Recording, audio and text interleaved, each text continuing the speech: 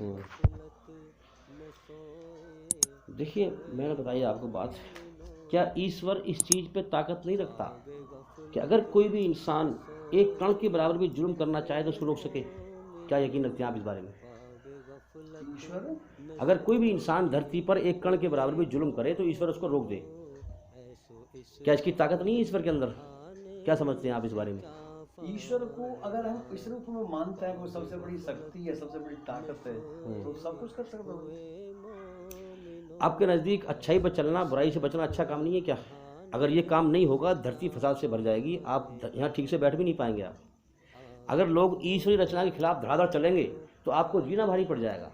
इसलिए कायनात का बनाने वाला ये चाहता है कि धरती पे फसाद ना फैलाओ, मेरी रचना के आधार पर मेरा एहसान मानकर अच्छाई पर चल के मुझे राजी करके आओ और हमेशा कामयाबी का जीवन पाओ, मेरा इनाम पाओ। ये बिल्कुल सही बात है, लेकिन इस सही बात को हम ला रहे हल करके जो है कि इंसान क्यों ना चल पावे जो है सही रास्ता पे। जैसे कि हम चर्चा कर रहे हैं कि हम सही रास्ता पर चलें तो सुकून शांति मिलेगी, अल्लाह हमारा मालिक भी खुश हो, वो जो है उसमें हम क्यों ना चल रहे। हमने खोज करी कि उसको कारण है हमारे अंदर अहम भाव, अहंकार, घमंड, गुरूर, या और कोई कारण है? बिल्कुल सही बात है।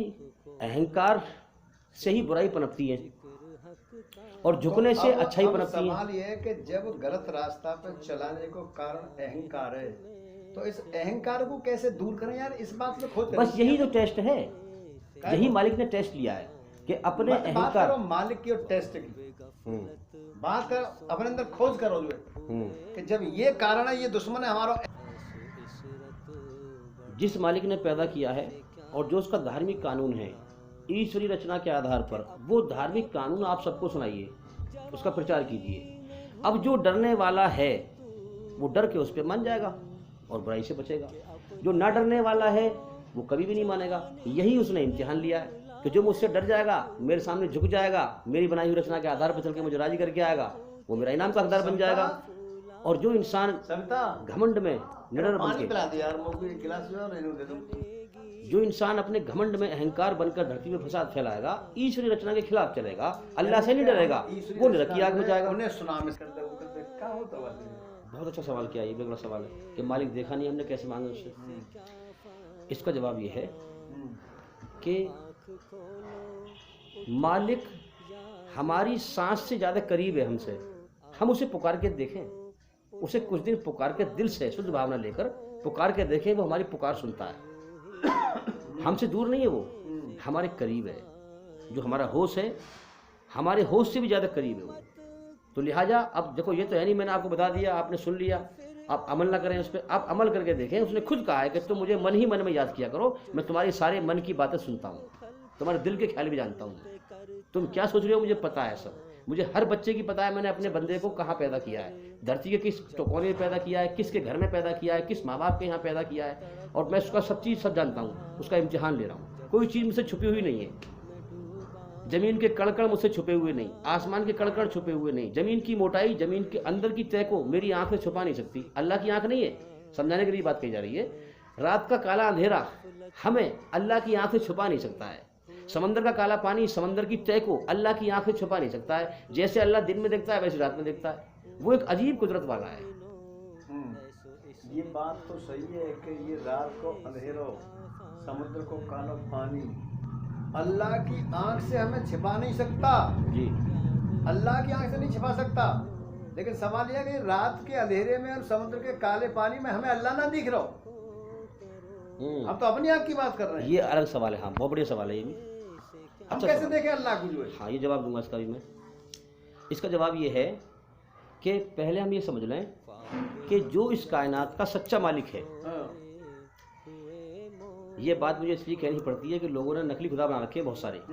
जो इस कायनात का सच्चा मालिक है, उसको ये पसंद है कि बिन देखे उसकी खोज करे इंसान और उससे डरे और उसके हुक्म पर चले। इसीलिए कायनात बनी हुई दिखाई दे रही है, बनाने वाला दिखता नहीं। कायनात चलती हुई दिखाई दे रही है, चलाने वाला दिखता नहीं। और हकीकत में इस संसार के अंदर इन सर की आंखों से हम उसे देख नहीं सकते। जो कहता है मैंने देखा है, वो झूठ बोल रहा है, शैतान का धोखा है। हम उसे सिर्फ महसूस कर सकते हैं। मैं ये ना पूछ रहा हूँ कि हम उसे कैसे देखें, कैसे वो मिले, ये ना पूछ रहे। मेरा सवाल तो ये है कि कैसे देखें, कैसे मिले, मिले ये लोग।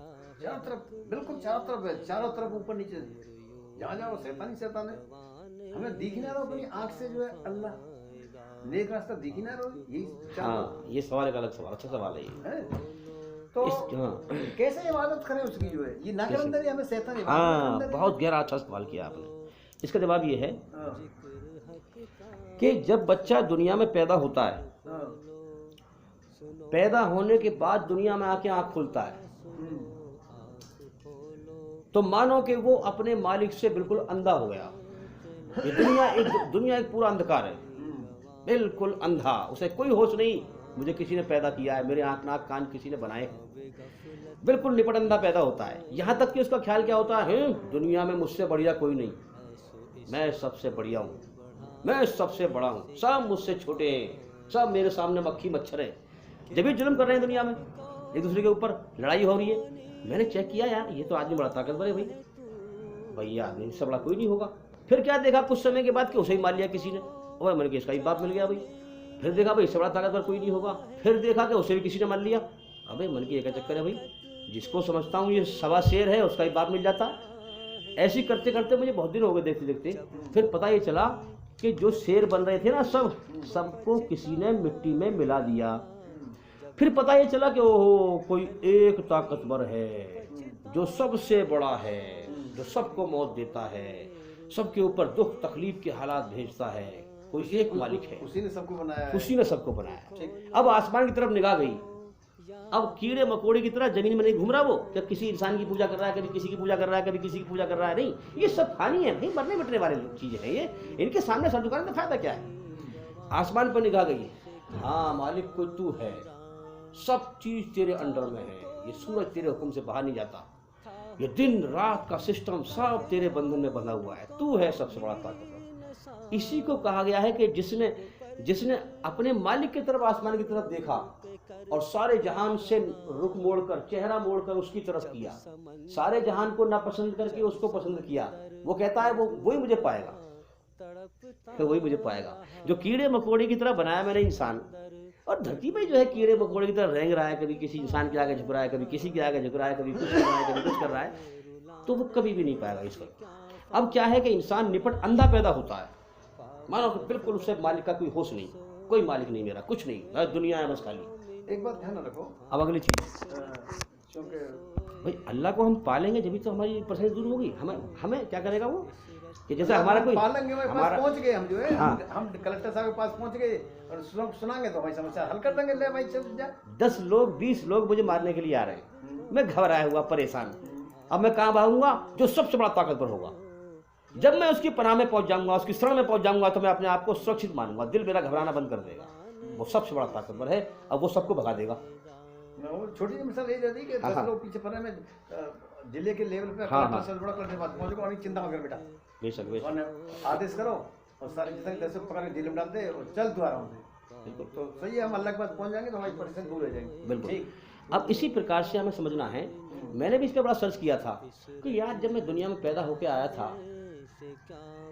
मैं मेरी खोपड़ी पे एक क्या था, एक अंधेरा था, अंधेरा बड़ा खतरनाक अंधेरा, ऐसा अंधेरा कि सब कुछ आंख से देख रहा हूँ कि यहाँ मर रहे हैं लोग, सब कुछ हो रहा है यहाँ, दुनिया दुखों का जहान, मगर फिर भी ये सब अंधा देखकर भी अंधा हूँ मैं। अल्लाह को पुकार कैसे करें ये बताओ। हाँ, तो अब इसी तरीके से समझे हम कि जब बंदा पैदा होता है और जब दुनिया उसे काटती है, जब वो तकलीफ में आता है, परेशानी में आता है, तो फिर क्या होता है, अंदर से आवाज़ आती है, ये दुनिया क्या है, ये जीवन क्या है, ये दुनिया की हकीकत क्या है, ये क्या हो रहा है मेरे साथ, मैं अच्छा कर रहा हूँ लोग बुरा कर रहे हैं, लोग मुझे धोखा दे रहे हैं, ये क्या है। इंसान फिर बैठकर रोएगा। वो जो रोना है अल्लाह ने रचना में रखा है, वो क्यों, आ मेरी पनाह में, इशारा है, आजा आजा। अब जब इंसान रोएगा फिर उसके मन में ख्यालात भी आते हैं, मैं कौन हूँ यार, कहाँ से आया हूँ, मुझे किसने पैदा किया है, क्यों पैदा किया है, मुझसे चाहता क्या है, जीवन मुझे क्यों दिया है। वो अगला सवाल है। हाँ, तो इसी चीज में अब एक सवाल बच जाओ, अभी हम अब ये दुनिया जब उसने बनाई है तो दुनिया के अंदर ही हम देखते हैं क्या अंदर अच्छे भी हैं बुरे भी हैं, ठीक, तो सब उसी ने बनाया भाई। बिल्कुल सही बात है, मैं पहले कह चुका इस बात को, पहले हम कह चुके, और उसकी चाहत भी है कि दुनिया बरकरार रहे, जब तक वो चाहे। जब तक वो चाहे दुनिया बरकरार रहे मेरी जो है। तो ये बहुत शुरू से ये दुनिया और कब तक रही कुछ पता नहीं। ये बरकरार है तो यहाँ जो जोड़ा बना है वो जोड़ा मिलकर दुनिया की जो प्रजाति हैं उन्हें बढ़ावे अपनी। सही बात है, लेकिन हलाल तरीके से, हराम से नहीं। में कौन से तरीका से क्या करें? ये तरीका अल्लाह ने बनाए, तरीका तो समाज ने बनाया, भाई इंसान ने बनाए, ये कानून बनाए, तरीका बनाए, अल्लाह ने का तरीका बनाया है। समाज ने, देखिए मेरी बात सुनिए, कोई पहिया हो, उसकी कोई रोक ठोक ना हो, वो फ्री हो, तो वो क्या चलेगा, वो क्या कानून बनाएगा? वो तो फ्री कहीं जा गिर जाएगा। ईश्वर ने रचना रची है, उसी रचना के आधार पर लोगों ने बनाए दुनिया में कानून, अपनी फ्री तरीके ना बनाए, इन्होंने उसी हिसाब से बनाए हैं। लेकिन कुछ सही है, कुछ गलत है। लेकिन सही कानून जो आता है ईश्वर का, वो आसमान पे से आता है कि पूरी तरह बुराई से बचाने का और पूरी तरह अच्छाई पे चलाने का। ये है रोक ठोक, हराम हलाल। देखो पहिया जो है कहीं भी गिर सकती है। अगर मैं हलाल तरीके से, मेरी शादी हुई, मैंने शादी करी, शादी जो होती है वो ईश्वर का नाम लेकर के पत्नी आदमी के लिए जायज बन जाती है, और पति औरत के लिए आदमी जायज बन जाता है ईश्वर का नाम लेकर के। तो वो क्या है, एक बंधन बन गया। अब ईश्वर का हुक्म है कि जो मैंने तेरे अंदर सेक्स की जो ख्वाहिश रखी है उसको जायज तरीके से इस्तेमाल कर अपनी बीवी के साथ, पराई औरत के साथ नहीं, उसका अंजाम भयंकर होगा। तो हम वैसे भी उसकी प्रेरणा देख लें, जब हम अपनी पत्नी के साथ करते हैं तो हमें कोई घबराहट नहीं होती, जैसे हम चोरी कर रहे हो, अपने आराम से करते हैं, अपनी ख्वाहिश को पूरा करते हैं। और जब हम किसी और साथ करते हैं तो उसमें हम बेचैनी होती है, घबराहट, कोई आने जाए, परेशानी होती है, घबराहट होती है।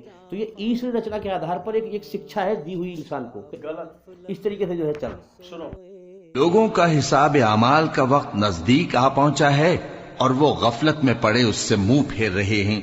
उनके पास कोई नई नसीहत उनके परवरदिगार की तरफ से नहीं आती, मगर वो उसे खेलते हुए सुनते हैं। उनके दिल गफलत में पड़े हुए हैं। अल्लाह के आगे साफ दिल से तौबा करो, उम्मीद है कि वो तुम्हारे गुनाह तुमसे दूर कर देगा और तुमको जन्नतों में जिनके नीचे नहरें बह रही हैं दाखिल करेगा। उस दिन अल्लाह पैगंबर सल्लल्लाहु अलैहि वसल्लम को और उन लोगों को जो उनके साथ ईमान लाए हैं रुस्वा नहीं करेगा, बल्कि उनका नूर ईमान उनके आगे और दाहिनी तरफ रोशनी करता हुआ चल रहा होगा। और वो अल्लाह से इल्तिजा करेंगे कि ऐ परवरदिगार, हमारा नूर हमारे लिए पूरा कर और हमें मुआफ फरमा। बेशक अल्लाह हर चीज पर कादिर है। ऐ पैगंबर, मेरी तरफ से लोगों को कह दो कि ऐ मेरे बंदो, जिन्होंने अपनी जानों पर ज्यादती की है, अल्लाह की रहमत से नाउम्मीद न होना। अल्लाह तो सब गुनाहों को बख्श देता है। बेशक वही तो है बड़ा बख्शने वाला, बड़ा मेहरबान। और इससे पहले कि तुम पर अजाब आ वाक़े हो, अपने परवरदिगार की तरफ रुजू करो और उसके फर्माबरदार हो जाओ, वरना बाद में तुमको मदद नहीं मिलेगी। और इससे पहले कि तुम पर नागहां अजाब आ जाए और तुमको खबर भी ना हो, इस निहायत अच्छी किताब की जो तुम्हारे परवरदिगार की तरफ से तुम्हारी जानिब नाजिल हुई है, पैरवी करो। ऐसा न हो कि उस वक्त कोई शख्स कहने लगे कि हाय उस कोताही पर अफसोस है जो मैंने अल्लाह का हक मानने में की और मैं तो हंसी ही करता रहा। या ये कहने लगे कि अगर अल्लाह मुझको हिदायत देता तो मैं भी परहेजगारों में होता। या जब अजाब देख ले तो कहने लगे कि अगर मुझे फिर एक दफा दुनिया में जाना हो तो मैं नेकूकारों में हो जाऊं। इरशाद होगा, क्यों नहीं, मेरी आयतें तेरे पास पहुंच गई थी मगर तूने उनको झुटलाया और शेखी में आ गया और तू काफिर बन गया। और ऐ मुखातब, जिन लोगों ने अल्लाह पर झूठ बोला, तुम क़यामत के दिन देखोगे कि उनके चेहरे स्याह हो रहे होंगे। क्या तकब्बुर करने वालों का ठिकाना दोज़ख में नहीं है?